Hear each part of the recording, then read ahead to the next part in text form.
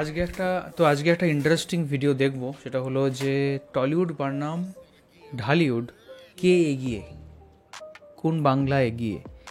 তো চলো ভিডিওটা দেখা যাক, আর কিছু কথা শেয়ার নিশ্চয়ই থাকবে, সেটা ভিডিওর পরে করব। চলো শুরু করি।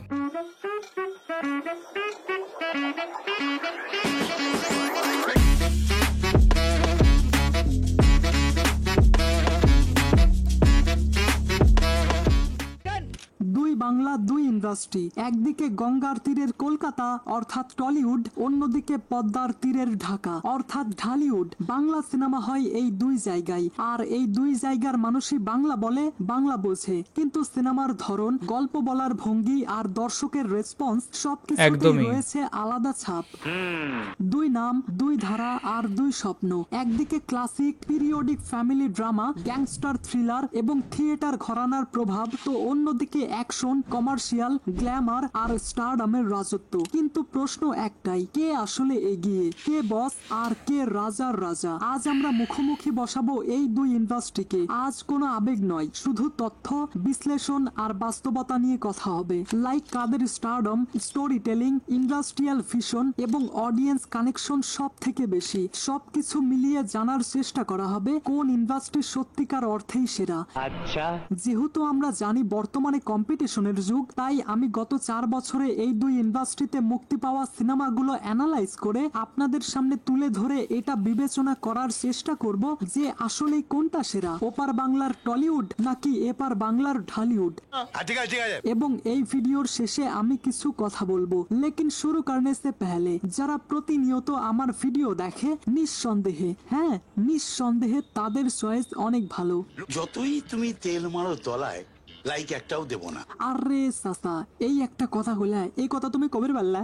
So without wasting any more time, video শুরু করা যাক। And this is going to be a very interesting video. তাই ভিডিও শুরু করার আগে চ্যানেলটা সাবস্ক্রাইব করুন।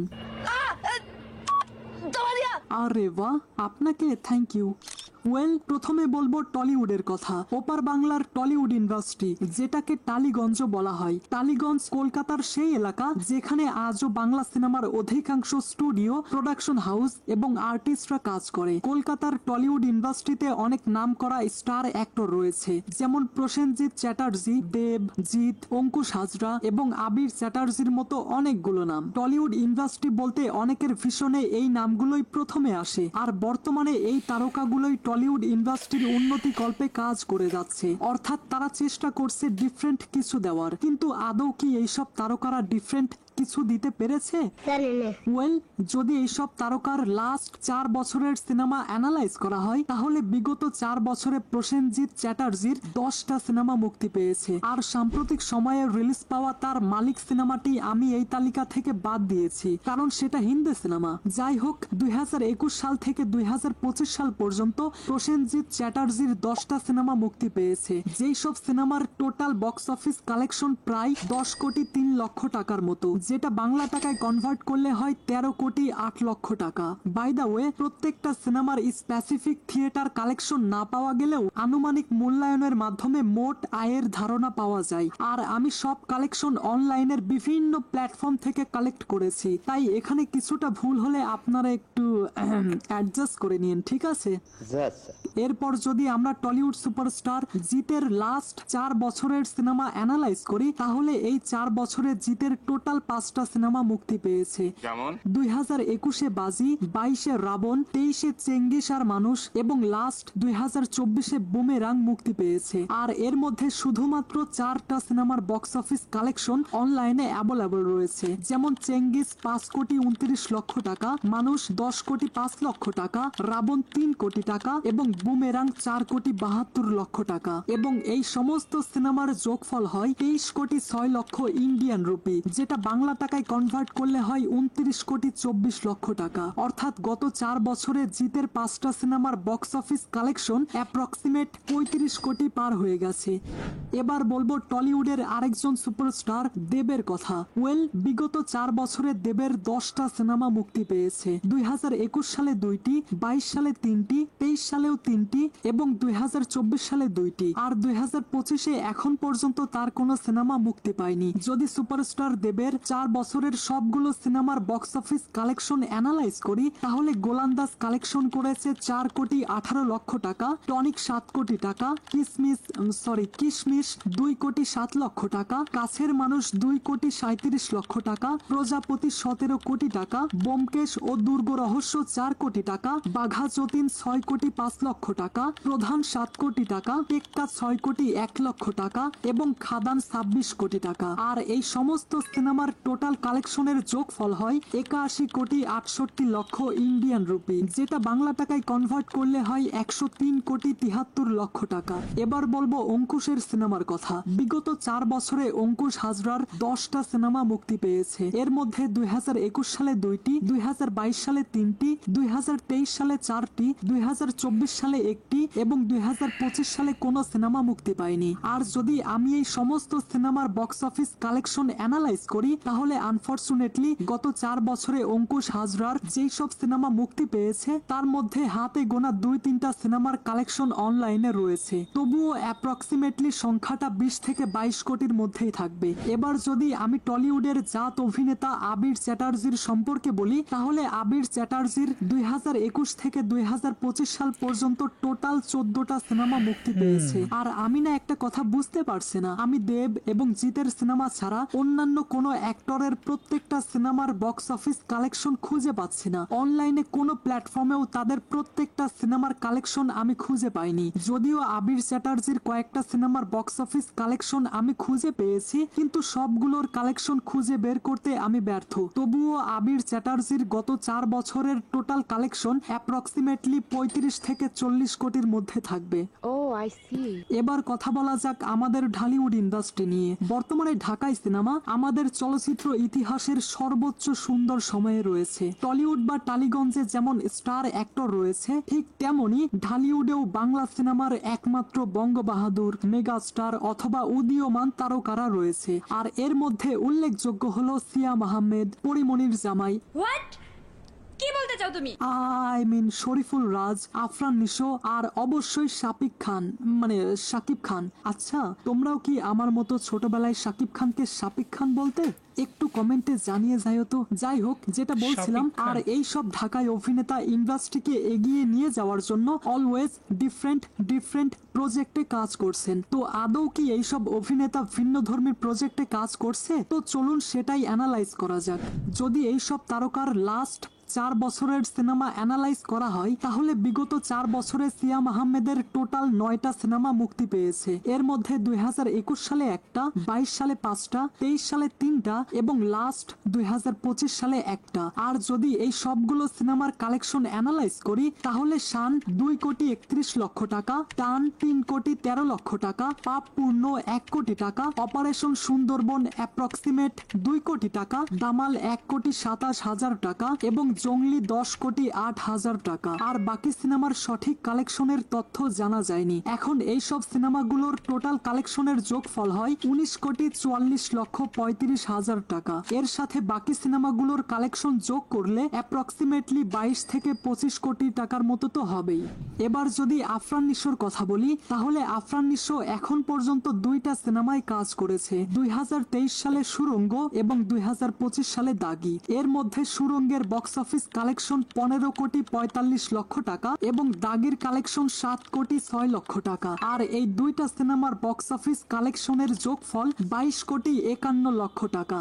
এবার যদি শরীফুল রাজের কথা বলি, তাহলে 2021 থেকে 2025 সালের মধ্যে শরীফুল রাজের 9টা সিনেমা মুক্তি পেয়েছে, যেখানে 2021 সালে 1টা, 22 সালে 4টা, 24 সালে 3টা এবং 2025 সালে 1টা। আর যদি এইসব সিনেমার বক্স অফিস কালেকশনের কথা বলি, তাহলে পরাণ 12 কোটি টাকা, হাওয়া 16 কোটি টাকা, দিয়ালের দেশ 2 কোটি টাকা এবং ইনসাফ 6,64,00,000 টাকা। আর বাকি সিনেমাগুলোর কালেকশনের তথ্য অনলাইনে খুঁজে পাওয়া যায়নি। আর এখন এই সমস্ত সিনেমাগুলোর কালেকশনের যোগফল হয় 36,64,00,000 টাকা। আর যেসব সিনেমার কালেকশন সম্পর্কে তথ্য পাওয়া যায়নি, সেই সব সিনেমার কালেকশন যদি যোগ করা হয়, তাহলে অ্যাপ্রক্সিমেটলি 40 কোটি হয়ে যাবে।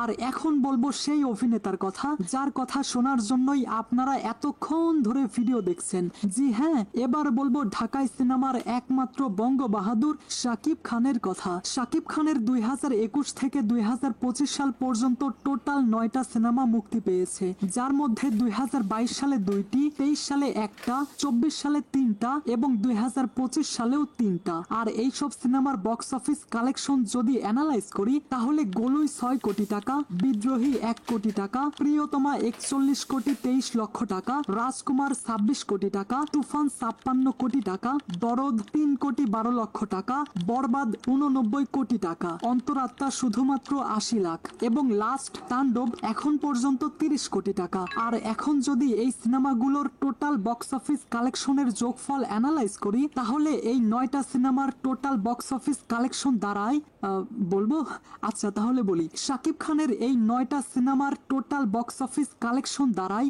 262 কোটি 35 লক্ষ 80 হাজার টাকা। আপনি ঠিকই শুনেছেন, একটা বাংলা কোনো ইন্ডাস্ট্রির ক্ষেত্রে মাত্র 4 বছরে এটা অনেক বেশি। সঠিক বলেছেন। আই নো চাচা, আমি সঠিক বলেছি। তো এবার কথা বলবো কোন ইন্ডাস্ট্রির stardom, story telling, industrial vision এবং অডিয়েন্স কানেকশন সব থেকে বেশি। বলো বাবাজি। টলিউডে প্রসেনজিৎকে সুপারস্টার বলা হয় 90 দশক থেকে। এরপর এসেছেন দেব, জিৎ, সোহম, পরমব্রত, অঙ্কুশ, আবির এবং যিশু সেনগুপ্ত সহ অনেকে। তবে টলিউডের স্টারডম বেশ সীমিত, তাদের মূল ফ্যানবেস পশ্চিমবঙ্গ কেন্দ্রিক। বড় স্টারদের অনেক সিনেমা ঈদ বা পূজা ছাড়া 5 কোটি রুপিও পেরোয় না। তবে সাম্প্রতিক সময়টাতে সুপারস্টার দেব এবং জিতের স্টারডম ওপার বাংলা ছাড়িয়ে এপার বাংলাতেও চলে এসেছে, যেটা সম্পর্কে আপনারা অলরেডি অবগত। এদিকে ঢালিউড মানেই শাকিব খান। গত 2 দশক ধরে তিনি নিজেই ইন্ডাস্ট্রি। তার একা একটা সিনেমা যেমন প্রিয়তমা, তুফান অথবা বরবাদ, এই সব সিনেমা 30 থেকে 90 কোটি টাকা পর্যন্ত আয় করে। এছাড়াও আরিফিন শুভ, সিয়াম আহমেদ, শরীফুল ইসলাম রাজ এবং নিশোর মতো স্টাররাও গড়ে তুলেছেন তাদের নিজস্ব ফ্যান বেস। ফলাফল ঢালিউড এখানে এগিয়ে, কারণ শাকিব খানের একার ফ্যান ফলোয়ার টলিউডের পুরো টিমের থেকে অনেক বেশি। টলিউডে একসময় বেশি সাহিত্য নির্ভর গল্প, পারিবারিক দ্বন্দ্ব বা রিভেঞ্জ টাইপের সিনেমা বানানো হতো, কিন্তু সময়ের পরিসাজে তারা তাদের ইন্ডাস্ট্রিকে এগিয়ে নিয়ে যাওয়ার জন্য অনেক ভিন্ন ধর্মী ফর্মুলা অ্যাপ্লাই করেছে তাদের সিনেমায়, যেটার প্রমাণ হিসেবে আপনি জিতের মানুষ, চেঙ্গিজ অথবা দেবের খাদান সিনেমাটি দেখতে পারেন। সাম্প্রতিক সময়টাতে টলিউডের স্টোরি টেলিং ভিন্ন ধর্মী কিছুর আভাস দেয়। এদিকে ঢালিউড বরাবরই আবেগ, প্রেম, অ্যাকশন এবং সামাজিক বার্তার গল্পে বিশ্বাসী। কিন্তু চাচা, একটা কথা আপনি মানেন আর না মানেন, 2023 সালের প্রিয়তমার পর থেকে বাংলা সিনেমার রেভলিউশন নতুন করে শুরু হয়েছে। প্রিয়তমার স্টোরি টেলিং এতটাই নিখুঁত এবং সুন্দর ছিল যেটা সমস্ত অডিয়েন্সদের মুগ্ধ করেছিল। আর শুধুমাত্র প্রিয়তমাই নয়, এরপর শাকিব খানের যতগুলো সিনেমা মুক্তি পেয়েছে প্রত্যেকটা সিনেমার স্টোরি টেলিং একেবারে টপ নচ। এখন শাকিব খানের সিনেমার পোটেনশিয়াল এতটাই হয়ে গেছে যে তার সিনেমা 100 কোটি কালেকশন করার ক্ষমতা বা পোটেনশিয়াল রাখে। ফলাফল ঢালিউড বেশি বৈচিত্র্যপূর্ণ এবং জনসংযোগে সফল, যেখানে টলিউড কিছুটা নিচের দিকের চিত্রনাট্যে সীমাবদ্ধ। টলিউড একসময় ভারতের 3য় বৃহত্তম ইন্ডাস্ট্রি ছিল, কিন্তু এখন তারা রিজিওনাল মার্কেট বা একটা সীমাবদ্ধ মার্কেট কেন্দ্রিক। ওটিটি প্ল্যাটফর্মে কিছু সফলতা থাকলেও বড় বাজেট, আন্তর্জাতিক সিনেমা বা বলিউডে তেমন একটা প্রভাব নেই। এছাড়া প্রযোজনা হাউসের সংখ্যা কম, ইন্ডাস্ট্রির উপর রাজনৈতিক নিয়ন্ত্রণ বেশি, যার ফলে স্বাধীন ভিশন বা out of the box vision বাস্তবায়ন অনেক কঠিন। কিন্তু এদিকে ঢালিউড ধীরে ধীরে দক্ষিণ এশিয়ার অন্যতম গতিশীল ফিল্ম ইন্ডাস্ট্রিতে পরিণত হচ্ছে। একদিকে যৌথ প্রযোজনা আর অন্যদিকে শাকিব খানের মতো একজন পাওয়ারফুল মেগা স্টার। আর কিছু? আর ঢালিউড নতুন নতুন থিম এবং গ্লোবাল রিলিজ প্ল্যান নিয়ে এগিয়ে যাচ্ছে, যেটা ওপার বাংলা অর্থাৎ টলিউডে এখনো খুবই বিরল। ফলাফল ঢালিউড বর্তমানে অনেক বেশি ফিউচার ফোকাসড, যেখানে টলিউড অনেকটা পুরনো ধাঁচেই আটকে আছে। তোমার কথা শুনে মনে হইতেছে তুমি বিরাট জ্ঞানী মানুষ হয়ে গেছো। ওভারঅল টলিউড দর্শক সীমিত, মূলত তাদের অডিয়েন্স অডিয়েন্স হচ্ছে পশ্চিমবঙ্গ এবং কিছু বিদেশি বাঙালি। তাদের সিনেপ্লেক্স ভিত্তিক দর্শক অনেক বেশি এবং তারা ধীর বুদ্ধিভিত্তিক গল্প পছন্দ করে। তবে এই ফ্যান বেস অনেক ছোট এবং স্পেসিফিক। এদিকে ঢালিউডের সিনেমা দেশের প্রত্যন্ত অঞ্চলে অটোরিকশা চালক থেকে শুরু করে বিশ্ববিদ্যালয় পড়ুয়া পর্যন্ত সবার হৃদয় স্থান করে নিয়েছে। এটা ঠিক কিছু মনে বলেছো। করবেন না, আপনি বেশি কথা বলেন। আরে সাসা, এই একটা কথা হইলা, এই কথা তুমি কবে বললা? তো গাইস, আপনাদের কি মনে হয়, আপনাদের মতে কোন ইন্ডাস্ট্রি বর্তমান সময়টাতে এগিয়ে রয়েছে? আপনাদের মতামত অবশ্যই কমেন্টে জানিয়ে যাবেন। তো এই ভিডিওতে আমরা দেখলাম Tollywood industry versus Dhallywood industry কীরমভাবে করেছে লাস্ট 4 বছরের পারফরমেন্স। বাট একটা জিনিস সত্যি কথা বলতে বাংলাদেশে যেটা ভালো সেটা হচ্ছে যে সত্যি কথা বলতে সকল শ্রেণীর মানুষের জন্য সিনেমাটা তৈরি হয়। আর এখন লাস্ট খাদান ছাড়া বাদবাকি যদি 4 বছর বা 5 বছরের সিনেমা দেখি বা তারও আগের সিনেমা দেখি, তাহলে কিন্তু সবার জন্য মাস অডিয়েন্সের জন্য সিনেমা কিন্তু কোনো কিছু নেই।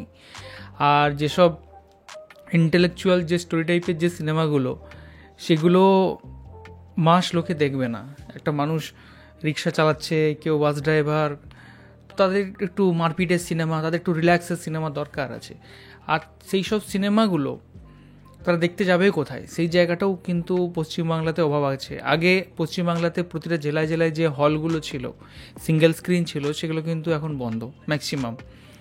তো আমি যে শহরে থাকি, ছোট্ট শহর মেদিনীপুরে, সেখানেও 3টে হল ছিল। কিন্তু এখন আমাকে যদি কোনো সিনেমা দেখতে হয়, আমাকে 1 ঘন্টা কি 1.5 ঘন্টা আমাকে গাড়ি চালিয়ে একটা অন্য জায়গায় যেতে হবে, কল্পপুরে। তো সেখানে যে আমি সিনেমা দেখতে পারি বা কলকাতায় গিয়ে আমি সিনেমা দেখতে পারি। অ্যান্ড প্রতিটা সিনেমার টিকিট 150 থেকে শুরু, মানে সবচেয়ে কম যেটা হয় সেটা 150, ম্যাক্সিমাম হয় 250, 300, 500 থেকে আমাকে সিনেমা দেখতে হবে। তো কোথাও না কোথাও একটা জিনিস হচ্ছে এই সিনেমা হল উঠে যাওয়া এবং শুধুমাত্র শহরের মানুষকে টার্গেট করা, এটার জন্য রিচ কোথাও না কোথাও একটা কমে যাচ্ছে। আগে আমরা মানে ছোটোবেলা একটা মানে মনে ছিল যখন কোনো প্রসেনজিতের সিনেমা বেরোতো, আমি আমার মা বাড়ি যেতাম, সেখানে দেখতাম যে প্রচুর লোকে দেখতে যাচ্ছে। সেই জিনিসটা কিন্তু নেই। আর আগে টিকিটের দাম ছিল 20 টাকা, 30 টাকা। সেই জিনিসটা কিন্তু নেই এখন।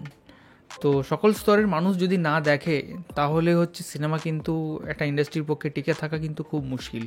আর তারা রিপ্লেসমেন্ট হিসেবে তারা হয়তো ইউটিউবে বা মোবাইলে বাংলাদেশের সিনেমা দেখছে, বা হয়তো সাউথ ইন্ডিয়ান বা হিন্দি সিনেমা দেখছে। তো দোষটা এখানে অবশ্যই দুই পক্ষেরই। তো বাংলা ইন্ডাস্ট্রি একটা তৃতীয় বৃহত্তম ইন্ডাস্ট্রি ছিল, এককালীন প্রচুর সুপারহিট ছিল, প্রচুর হল ছিল। হ্যাঁ, যখন দেবের যখন যে টাইমে ওঠে, সেই টাইমে সত্যি কথা বলতে প্রচুর সিনেমা হল ছিল এবং সেরকম হিটও ছিল, সেরকম জনপ্রিয় ছিল। এখন কেন কোনো নতুন স্টার হচ্ছে না? কারণ নতুন স্টার হলে সে তো ওটিটির মধ্যেই সীমাবদ্ধ হয়ে যাচ্ছে। নতুন ভালো যে অ্যাক্টর, সে তো ওটিটির মধ্যেই সীমাবদ্ধ। সে স্টার হবে কী করে? সে সবাইকে চিনবে কী করে? এটা হচ্ছে ফ্যাক্ট। সেদিকে বলবো যে আমার মনে হয় যে বাংলাদেশের বিভিন্ন শ্রেণীর মানুষের জন্য সিনেমা হল খোলা। তারা সমস্ত মানুষ আজকে যেমন শাকিব খানকে চিনছে, আর বাদ বাকি আফরান নিশো বা আরও যারা শিয়া আহমেদ, আরও যারা স্টার আছেন, তাদেরকে সবাইকেও চিনছে, জানছে। আর মার্কেটটা অনেকটা খোলা, ওপেন। আর তাই বাংলাদেশের সিনেমাগুলো আগের তুলনায় এখন অনেক অনেক ডেভেলপ, অনেক ভালো সত্যি কথা বলতে। কারণ হচ্ছে তারা কিন্তু মাস অডিয়েন্সটাকে ছাড়েনি, আমার যেটা মনে হয় মাস অডিয়েন্সটাকে ধরে রেখেছে, তারপরে নাটক বা ক্রিয়েটিভ ফিল্ড যা কিছু করছে। আর আমরা কোথাও না কোথাও ওই মাস অডিয়েন্সটাকে ছেড়ে শুধুমাত্র ক্রিয়েটিভ বানিয়ে ইন্ডাস্ট্রিকেই একটু গুটিয়ে ফেলেছি। তো এটা আমার ব্যক্তিগত মনে হয়। এই জিনিসটা যদি ঠিক মনে হয় বা ভুল মনে হয়, সেটা অবশ্যই কমেন্ট করে জানাবেন। বাদবাকি এখানে দেখলাম দুটো টলিউড এবং ঢালিউড দুটো ইন্ডাস্ট্রির একটা কম্প্যারিজন। তো ডেফিনেটলি সাকিব খান অলওয়েজ অনেকটা টপে আছে। প্রায় 250 কোটি টাকা লাস্ট কয়েকটা সিনেমার কালেকশন তো অত্যন্ত মানে দারুণ। এর মধ্যে আমি 3টে সিনেমা আমার দেখা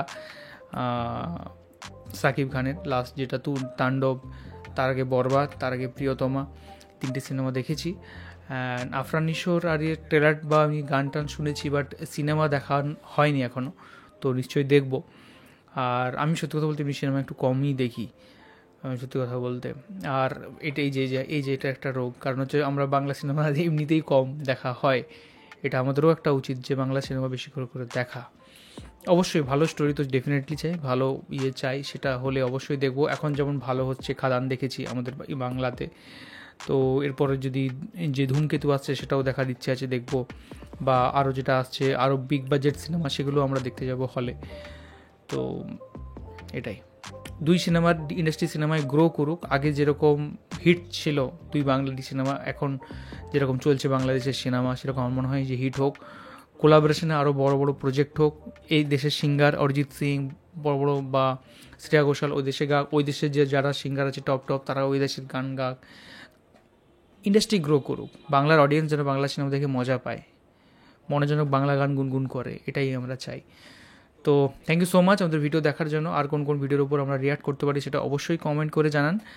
আর এখনকার মতো এই পর্যন্তই, দেখা হবে অন্য কোনো ভিডিওতেই। ততক্ষণের জন্য ভালো থাকুন, সুস্থ থাকুন, আর দেখতে থাকুন আমাদের চ্যানেল।